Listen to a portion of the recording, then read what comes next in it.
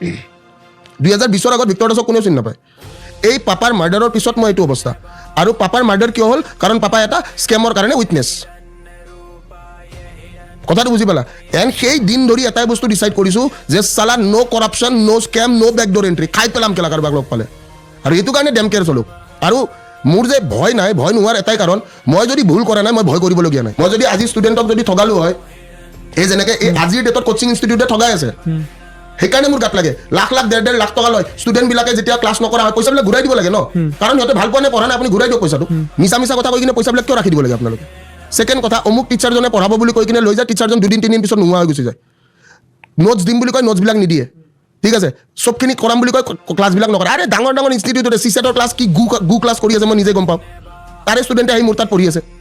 অথচ মই কিন্তু 1000 টকাত APSCৰ দৰে কোৰ্ছ এটা পঢ়াই আছোঁ আজিৰ ডেটত য'ত 8, 9, 10ৰ ফিজ কিমান হয় তোমাৰ মতে বহুত হ'ব 8, 9, 10ৰ ক্লাছ 8, 9, 10ৰ এটা ছাবজেক্ট মেথছ বা ছায়েন্সৰ কিমান ফিজ লয় গুৱাহাটীত আৰামছে আপোনাৰ 10-15 হাজাৰ লৈ ল'ব লৈ তো মই 1000 টকাত APSCৰ কাৰণে পঢ়াইছোঁ কিয় পঢ়াইছোঁ মই 100 টকা 200 টকা 250 টকা গভৰ্ণমেণ্ট জবৰ কাৰণে পঢ়াইছোঁ কিয় স্বাৰ্থ আছে নেকি ইমানো বুৰ্বক নেকি অসমৰ ৰাইজ যদি স্বাৰ্থ থাকিল হয় দামটো দেখিলে নিজেইটো গম পাব লাগে ন যে এটা মানুহে গভৰ্ণমেণ্ট চাকৰি আৰু এনেকুৱাওতো নহয় ন যে মোৰ তাত পঢ়ি চাকৰি পোৱা নাই মোৰ তাত পঢ়ি হায়েষ্ট চিলেকশ্যন মই সেইটো গৌৰৱ কৰোঁ মই অহংকাৰ কৰা নাই এইটো নাভাবিব অসমত হায়েষ্ট গভৰ্ণমেণ্ট চাকৰি দিয়া ল'ৰাজনে হৈছে ভিক্টৰ দাস হায়েষ্ট